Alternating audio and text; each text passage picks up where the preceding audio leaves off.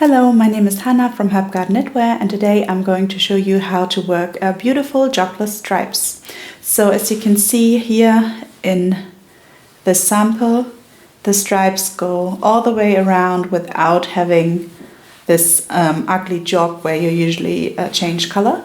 And if you have a very close look, you can maybe see that the line where I changed color was here, like a diagonal line, but I have not blocked these socks, so after blocking that will be hardly visible at all, and I think it's a very beautiful result.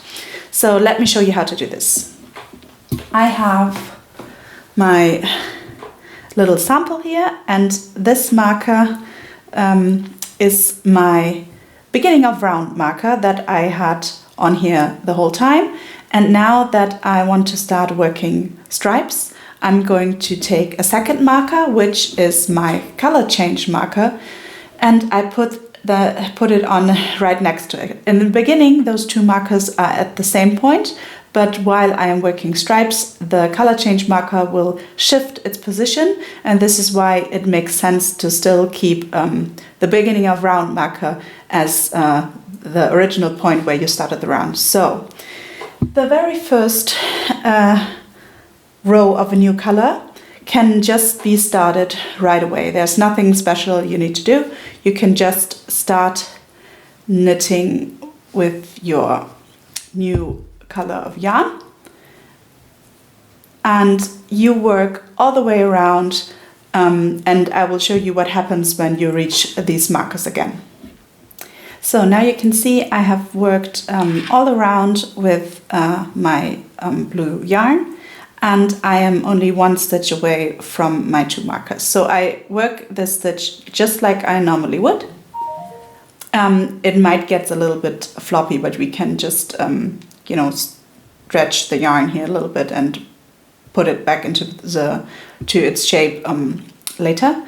And now we slip our beginning of round marker, which should not change in its position, but I will take off my color change marker, put it aside for a second, and now I will use my right hand needle to grab the stitch that is below the first stitch of my new color, and I will put it up to the left hand needle.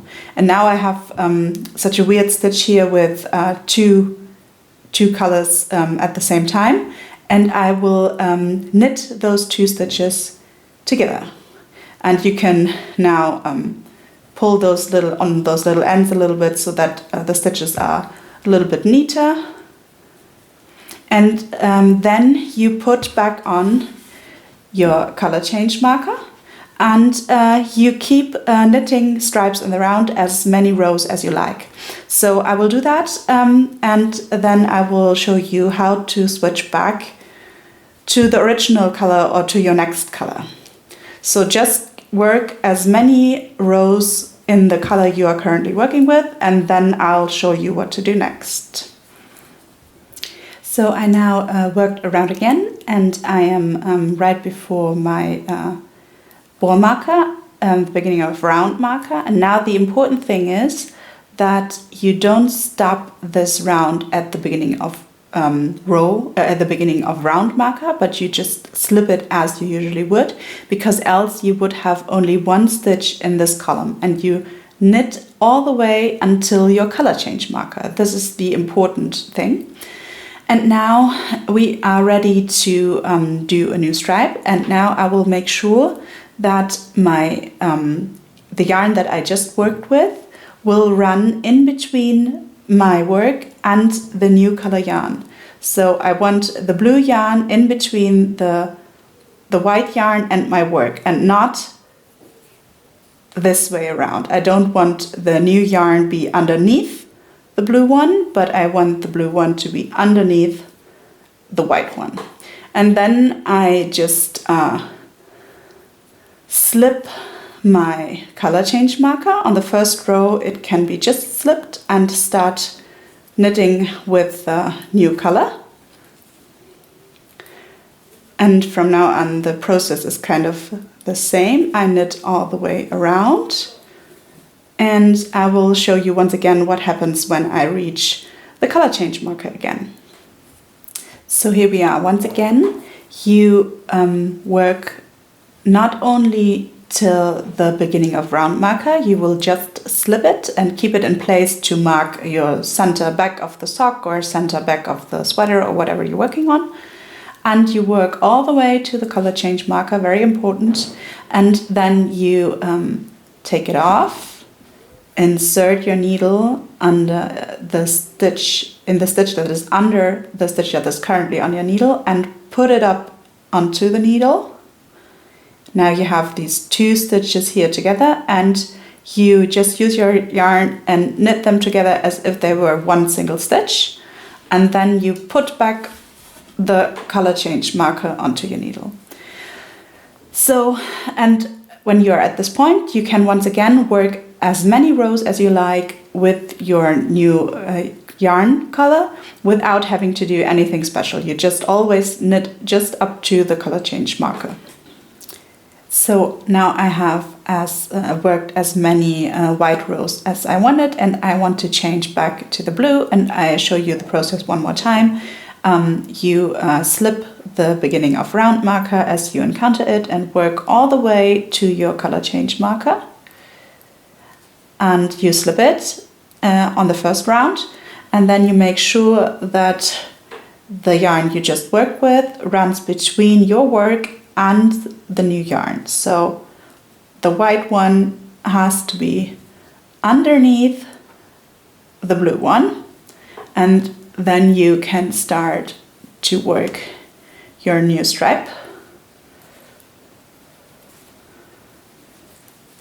And you can already see that where I first switched colors, there is no jog at all. I once again worked around with my blue yarn. I'm going to work all the way to the color change marker.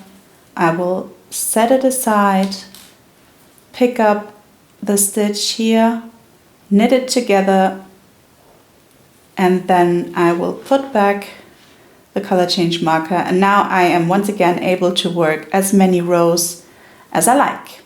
And you can see now that I have worked 3 stripes, and the color change marker is exactly 3 stitches left of the beginning of round marker, because for every stripe I work, no matter how many rows the stripe has, the color change marker is moved 1 stitch to the left. These are basically just these 2 steps. When you start working with a new color, don't forget to twist your yarns, and once you reached the first stitch that was worked in the new color, pick up the stitch below and knit it together with the first stitch, moving the color change marker 1 stitch to the left. Yes, that is everything. I will show you how this looks from the inside. So if we turn this the other way around, then you will see that you have this very neat twisted line here. The yarn is twisted around each other, with which makes the stitches look very nice and even on the front. And if you want to look at the other side again, you can see that I have no jog here at all. The color change happens here. So I hope this was helpful to you, and I hope this is a technique that you might want to use in the future as well. So happy knitting, and bye!